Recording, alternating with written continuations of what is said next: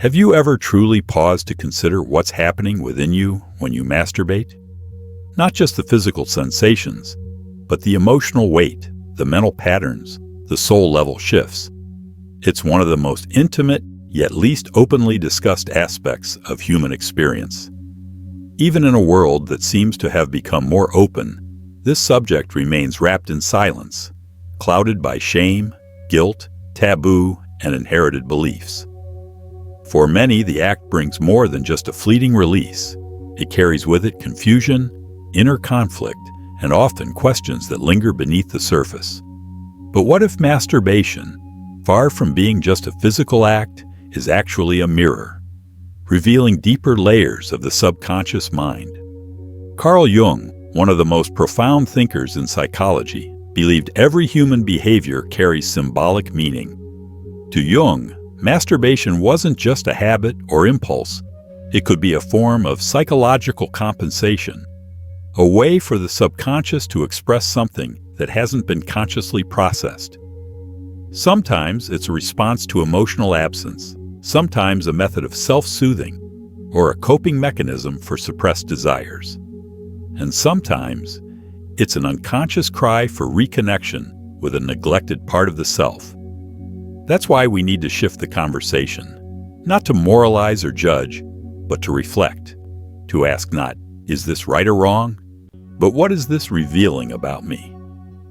Today, we're going to explore this topic through the lens of depth psychology. We'll look at what happens when masturbation becomes repetitive, compulsive, or mindless, when it no longer feels like a choice, but a pattern. Jung famously said, "Until you make the unconscious conscious, it will direct your life, and you will call it fate." This means, if we never pause to understand our behaviors, we remain at the mercy of hidden forces, driven by impulses we think we control, but rarely do.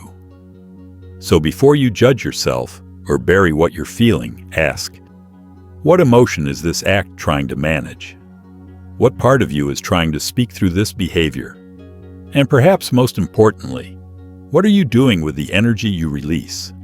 Because this energy, this libido, is far more than just sexual. For Jung, libido was the fuel of the psyche, not just desire, but life force, drive, creativity, longing, will. Sexual energy is one of its most powerful expressions, but not its only one. When this energy is left without direction, when we lack purpose, passion, or deeper connection, it doesn't disappear. It builds, it churns, it finds the path of least resistance. And often, that path becomes habitual, unintentional release. Masturbation in this sense can become the shortcut, an easy outlet for something much larger, a soul-level need to express, to create, to connect, to feel alive. The real question is, are you using this energy consciously, or are you letting it leak out without purpose? Because how we use our energy, especially when we're alone, reveals a lot about our inner world. If you find yourself caught in cycles of automatic or compulsive behavior, it's not a sign of weakness, it's a signal, a message from within, telling you that your energy wants to move, to transform, to grow. But it's stuck. So today, we're not just talking about an act. We're talking about energy, intention, and the opportunity for personal evolution. This isn't about suppression. It's about awareness. And from awareness comes choice. And from choice comes transformation. If this message resonates with you, like this video so more people can engage with it. Subscribe if you're on the path of self-discovery. And let's keep going, deeper together. Is masturbation good or bad? That's not really the question. Because it's not about morality, it's about consciousness. What matters is how and why the act happens. Because when we disconnect from what we're doing, when something becomes unconscious, it starts to take control of us silently, without us even noticing. Sometimes we don't masturbate out of desire. We do it out of sadness, boredom, anxiety, loneliness. In those moments, it's not about pleasure, it's about escape. The libido, that inner life force, becomes a substitute, a way to fill a void or quiet a pain we haven't yet faced. But here's the shift. When you begin to recognize what's underneath that impulse, you unlock the ability to transform that energy into something deeper. Masturbation doesn't have to be just a release. It can be a moment of reconnection if you approach it with awareness. When you stop seeing your libido as a problem, when you stop carrying shame around something so human, you begin to realize it's actually sacred. It's creative. It's vital. Your libido isn't something to suppress. It's something to understand. It's the energy that makes your soul vibrate. And when you learn to direct it, it can change everything. Carl Jung called libido the vital energy behind all movement in the psyche. But to truly understand it, we need to explore something even deeper: the shadow. In Jungian psychology, the shadow is everything we've learned to hide from ourselves. It's made up of thoughts, emotions, and desires we've been told are unacceptable. So we push them down, often since childhood. And one of the most powerful places the shadow shows up? Sexuality. From a young age, many of us are taught that desire is shameful, that the body is something to hide, that lust, curiosity, pleasure are bad. So these parts of us don't disappear. They simply go underground. But the repressed never vanishes. It just changes form. This is where masturbation returns to the picture. When it happens impulsively, in secrecy, rushed, or wrapped in guilt, it may not just be about desire. It may be your shadow trying to speak, trying to surface in a way it's allowed to, even if it's distorted. Have you ever noticed that feeling of emptiness or shame after? Not because someone told you it was wrong, but because something inside feels unresolved. That could be your shadow in motion, both active and repressed. Jung said, "Until you make the unconscious conscious, it will direct your life, and you will call it fate." If you don't look at what's behind your impulses, you'll continue to be guided by forces you don't fully understand. And in the case of masturbation, this means you may repeat the pattern not out of freedom, but from habit, from conditioning, from unresolved emotional energy.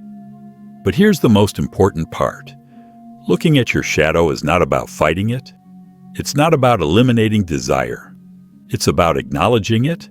It's about asking, where did this desire come from? What is it really trying to tell me?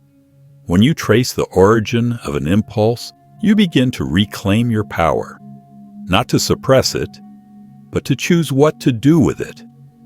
So next time you feel that automatic urge, pause. Ask yourself, is this a true desire? Or is it something else asking to be seen? Because when you stop running from your shadow and start listening to it, you don't just break a pattern. You start to heal. And from healing comes freedom. Is it a true desire? Or is it your shadow trying to speak? That simple question alone can open a doorway. Because awareness, genuine self-awareness, is where all inner liberation begins. Carl Jung understood something most people overlook. Our minds aren't as straightforward as we like to believe. Much of what we do automatically without thinking is driven by deeper emotional layers, what Jung called complexes. Now, don't let the word complex intimidate you. In Jungian psychology, it doesn't mean something confusing or complicated. A complex is simply a cluster of thoughts, emotions, and memories formed around a meaningful experience, often one that was emotionally charged. It could be pain, rejection, shame. And when that emotional trigger resurfaces, the complex activates. It can feel like you're no longer fully you in that moment. You might act impulsively, think differently, feel like you're watching yourself from the outside. Now let's bring this back to masturbation. How many times have you found yourself in a pattern, one you didn't choose consciously, that just one more time moment, even when you're not truly in the mood, even when it doesn't feel like real desire. You might be trying to soothe anxiety, escape loneliness, quiet the ache of rejection. And here's what's really happening. You may not be in control. A complex might be, an emotional echo from the past, a younger version of you that still carries unmet needs. Maybe it's the teenager who was never allowed to explore their body without shame, the child who felt abandoned and now seeks comfort in solitude, the part of you that once felt punished for simply being human. These parts don't disappear with time. They wait, quietly. And when something in the present hits an old wound, that emotional imprint wakes up and acts out. This is why compulsive masturbation is rarely just about sex. It can be a coping mechanism, an unconscious strategy to numb pain that hasn't yet been fully acknowledged. But here's the key. You don't overcome a complex by resisting it. You overcome it by understanding it. Ask yourself, what am I trying to avoid right now? What emotion am I pushing away? Where is this fear, emptiness, or tension really coming from? Jung said that complexes have a life of their own, and unless we integrate them, unless we face and accept these lost parts of ourselves, they'll keep shaping our behaviors, quietly, in the background. But when you begin to realize you're not broken, not weak, not strange, just human, and carrying parts of yourself you haven't fully embraced, that's where true healing begins. In this light, masturbation can become a mirror. Not something to feel ashamed about, but something to listen to, a sign, a signal, an invitation to reflect on what's really stirring within you. So ask yourself, what am I actually seeking in this moment? Yes, the surface answer might be pleasure, but Jung would say, it's often more than that. And this brings us to two powerful inner figures Jung introduced, the anima and the animus. These may sound abstract, but they represent something very real inside all of us. The anima is the image of the feminine within a man. The animus is the image of the masculine within a woman. They're formed over time, shaped by our earliest and deepest relationships, with parents, siblings, mentors, romantic partners. And here's where it gets interesting. When you fall in love, when you feel magnetically drawn to someone, you might not be drawn only to them. You might be drawn to what you've projected onto them, an ideal, a missing piece, a symbolic energy your soul craves. Now think about this. When you masturbate, who or what are you really connecting with? Even when you're alone, the experience happens in your mind, with an image, a fantasy, a sensation of being with someone. And often, that imagined presence is tied to your anima or animus, a reflection of what you yearn for, maybe even what you haven't yet integrated within yourself. If these inner images are distorted, wounded, or repressed, desire itself can become fragmented. You might find yourself fantasizing about domination, humiliation, submission, or unrealistic perfection, not because you're wrong, but because these inner figures are calling out for balance, wholeness, healing. What looks like a simple act, done in solitude, may actually be a complex inner dialogue between your conscious self and the invisible archetypes that live within you. Jung believed that integrating the anima or animus is essential for true self-realization. It's a core part of individuation, the process of becoming who you're meant to be. And that journey begins with one thing: conscious awareness. So the next time that familiar urge arises, pause. Ask yourself with honesty, is this truly desire? Or is it a message from a part of me that still longs to be heard? When you stop acting unconsciously, when you stop running from your shadow and start listening to it, you don't just shift your behavior, you shift your relationship with yourself. And in that space of self-awareness, you stop escaping and start evolving. So the next time you feel the urge to masturbate, pause. and ask yourself, who am I really connecting with right now? Notice the image that comes to mind. Is it a fantasy? A face from your past? A feeling of longing? That figure, real or imagined, often represents more than desire. It might represent absence. It might reflect a wound, a memory, a craving for closeness, something you're still trying to make sense of. And while it may seem odd to ask such reflective questions in moments of solitude and physical need, that's often when the soul speaks the loudest. And if we're brave enough to listen, desire begins to shift. It stops being just a physical need. It becomes a kind of message, a soft echo from within, even a moment of self-reconnection. Because in many cases, masturbation is not just about pleasure.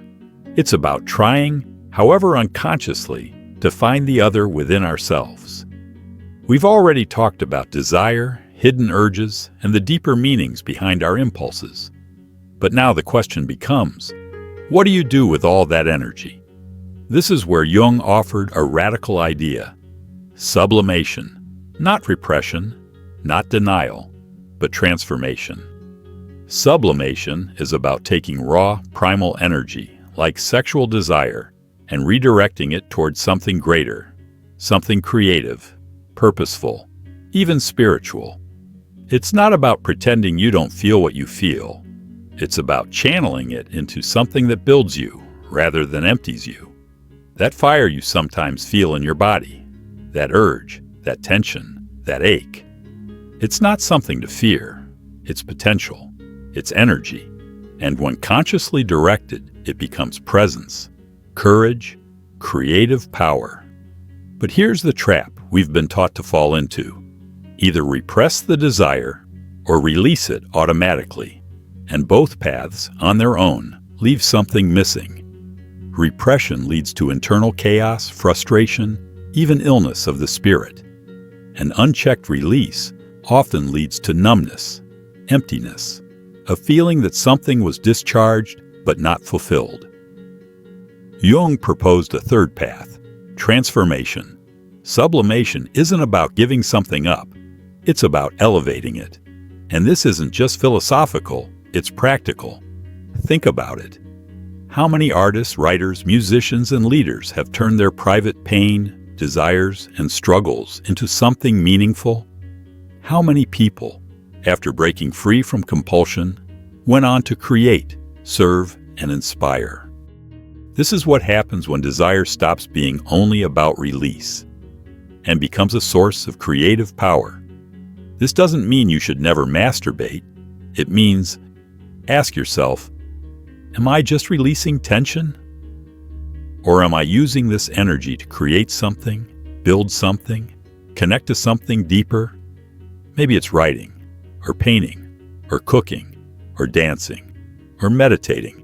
Anything that takes the fire inside you and gives it a direction. Even masturbation itself can become part of something more meaningful when done consciously, with presence, with reverence, not as escape, but as connection. Because you're not just a being of instinct, you are a being of meaning. And Jung reminded us of that. Human beings live not just by what they do, but by the meaning they give to what they do. So the next time you feel that urge, before acting on it, ask, what is this really about? What is my energy trying to tell me? What could I build with it instead of just releasing it? And maybe, just maybe, you'll stop discharging that power and start directing it towards something that actually makes you feel alive. Sometimes, inside us, there's a restless feeling, a subtle guilt that lingers, a sadness without words, or simply an awkward silence, as if something vital is missing. Oh, it's in these moments that you need to stop and truly listen. Carl Jung once said that everything we unconsciously repeat is, deep down, a call from the soul, a plea to be heard. That emptiness you feel after pleasure? It might just be your soul reaching out, not to condemn, but to gently remind you, Maybe you were seeking more than pleasure. Maybe you were seeking connection. Masturbation can feel like a shortcut to fulfilling a deeper need, a longing for affection, presence, the feeling of being seen, even if only by yourself. But physical pleasure fades quickly when it's not accompanied by mindfulness. It doesn't fill you. It only quiets the fire for a while. And when the body relaxes, the same question remains. What do I really need? Jung taught us that moments of discomfort often hold the greatest potential. In those quiet whispers, your soul says, "Look within. There is something you don't yet see." Maybe you're touching yourself without truly feeling it. I find this to be true, and it's worth reflecting on how often masturbation serves as a substitute for real intimacy. How often it becomes an escape from loneliness, boredom, or anxiety. This isn't about blaming the act or yourself. It's about recognizing that the emptiness afterward is not a flaw or punishment. It's a signal, a reminder that something deeper is missing, that genuine contact with yourself or others is needed. Perhaps you're longing for more than physical pleasure. Maybe you're seeking to reunite with your whole being. And that emptiness? It can be the first step on that path. As Jung said, human beings cannot live on pleasure alone. We need meaning. And when pleasure is accompanied by presence and awareness, it transforms into something greater, a bridge between body and soul. You might be wondering, so should I stop masturbating? Fight the urge? Repress it? The answer is no. Jung never advocated rigid control or repression. He understood that repression only pushes the problem inward. Instead, he offered a different path: integration. Integration means learning to recognize, accept, and transform your impulses, without being controlled by them and without trying to suppress them. Masturbation, like any expression of libido, isn't inherently good or bad. What matters is the level of consciousness behind the act. When done out of boredom or compulsion, it feeds a cycle that distances you from yourself. But when practiced with presence, respect for your body, and awareness of your emotions and their roots, it can become an act of self-care and well-being. For Jung, integration means ending division, bringing body, mind, and spirit into harmony. It means understanding that desire isn't the enemy. It can be the engine of a more creative, honest, and freer life. This transformation doesn't happen overnight. You will stumble. You will get lost. You will repeat old patterns. But as you keep observing yourself and asking, am I welcoming this impulse or just reacting to it? Something shifts. That once automatic urge becomes a conscious choice. The guilt that once weighed you down softens into curiosity. The emptiness that once felt heavy opens into fertile ground for new meaning. You don't need to stop masturbating. You just need to stop running from yourself. And when you truly begin to find yourself, you'll realize this burning desire inside was never the problem. It was the call to become whole, the call to stop merely surviving and start truly living.